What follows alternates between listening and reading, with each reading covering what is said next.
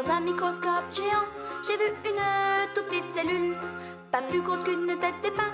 C'était Mimi, le petit ovule. Autour de lui, joyeux dansait, dans une ronde frénétique, une bande d'étarfélés, un bataillon de spermatozoïdes. L'un de soudain prit son recul, et Barbossa l'a pénétré à l'intérieur de l'ovule. Et savez-vous ce qui s'est passé? La petite cellule du début se divisa en deux, en trois, puis en 10, en 100 et en 1000, ainsi de suite, pendant 9 mois. Et bien au chaud dans son giron, le bébé doucement grandit. Pour une nouvelle génération, c'est ça le grand bonheur de la vie. C'est pas facile à comprendre que c'était moi dans le microscope. Annabella ou Alexandre, retour arrière, magnétoscope.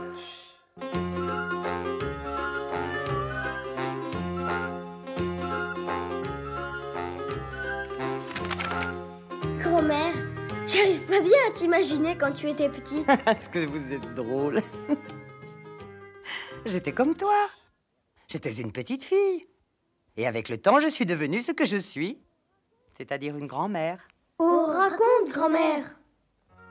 Eh bien, la vie de toutes les espèces vivantes est faite d'une lente évolution. Que ce soit un fruit, un animal ou un homme, ça se passe un peu de la même façon. Depuis l'instant où nous apparaissons sur la Terre, et même avant, dans le ventre de notre mère, nous ne cessons de nous métamorphoser. Cette évolution s'élabore très lentement, mais il arrive que parfois cela s'accélère. Notre corps ne cesse de se transformer, de grandir et aussi de vieillir, jusqu'au moment où il ne reste plus qu'à saluer une dernière fois avant de se retirer. C'est la vie. Vous, mes enfants, par exemple, vous allez bientôt vivre une phase d'évolution très active, la puberté. Mais qu'est-ce que c'est, grand-mère, la puberté? Eh bien, c'est le moment où l'on quitte son état d'enfant. On reste la même personne, mais le physique se transforme énormément. Ça change dans la tête et ça change dans le corps. La poitrine des filles s'arrondit, leurs hanches s'élargissent un peu, les garçons grandissent d'un coup, leurs épaules se modèlent, et des poils poussent là où il n'y en avait pas, sur le pubis des garçons et sur celui des filles. Et un peu plus tard, sous les aisselles.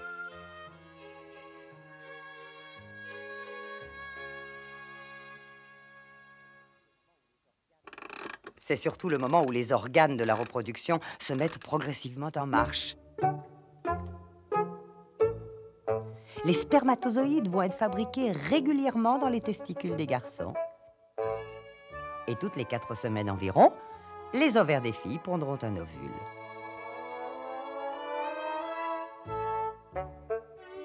Chez les filles, chaque mois, leur utérus se prépare comme un nid douillet pour accueillir et nourrir ce qui deviendra un bébé quand la fille et l'homme qu'elle aime décideront de faire un enfant.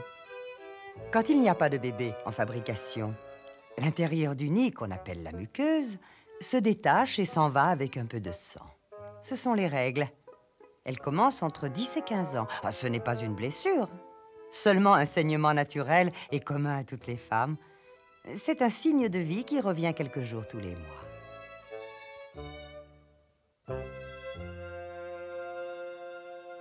Quand les règles arrivent, au début, les filles se trouvent toutes bizarres.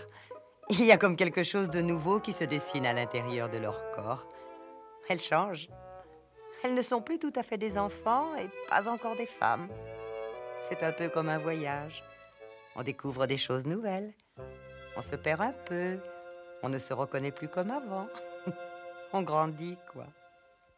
Et pour moi, grand-mère, c'est pas pareil? Pour toi, mon garçon, c'est une autre histoire. Petit papa,